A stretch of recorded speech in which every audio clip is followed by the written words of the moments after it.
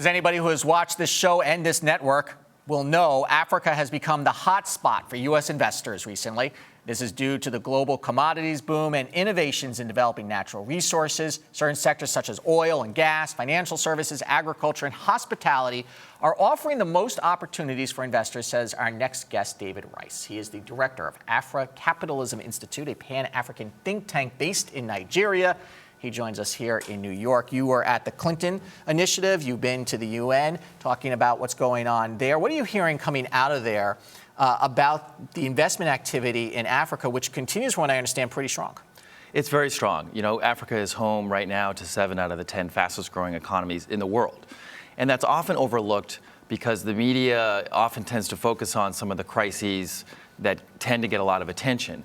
But the story underneath that is really one where there's a tremendous amount of opportunity, and the flow of capital to the continent from remittances and from private investors far outweighs the flow from charitable interests. Yeah, and if you look at the global forecast, you know, we have Europe hitting a recession, the U.S. economy is coming back slowly, but Africa continues to really be particularly strong. Where in Africa are you looking the most at investments? Well, Nigeria is the obvious choice. Which is now the biggest economy. Biggest economy. They have tremendous. They had to recalculate their GDP to get there, but they are the biggest economy. They did. You know, with the largest population, a young working age population, a lot of untapped opportunity, both in natural resources and agriculture and financial services. It's a natural choice.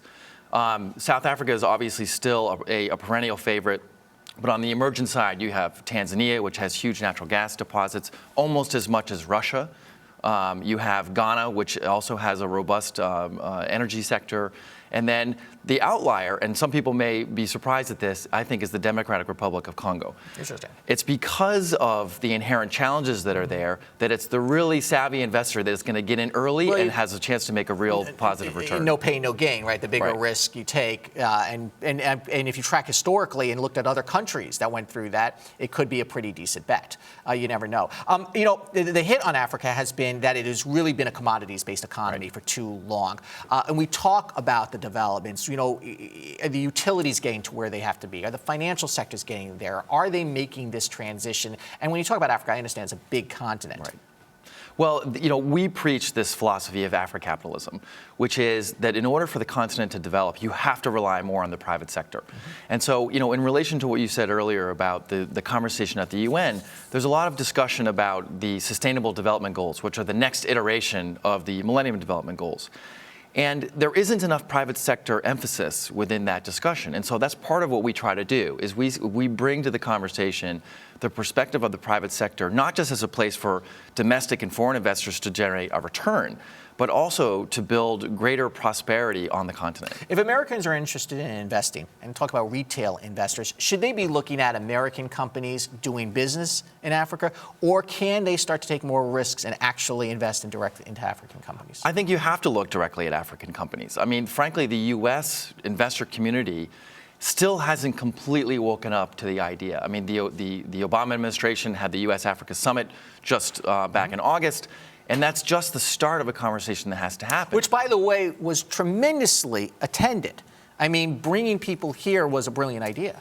Yeah, I mean, and you saw leaders like Tony Elumelu, you saw Patrice Motsepe, you saw these African entrepreneurs who are finally getting onto the radar of the global investor community because they're obviously from there and they've proven that they know how to make money there. We could talk about Ebola and that there's a risk there, hopefully a short-term one. But what about the long-term political risk? How do you evaluate that? Well, with each passing election cycle, there's a growing confidence in the democratic institutions that have emerged on the continent.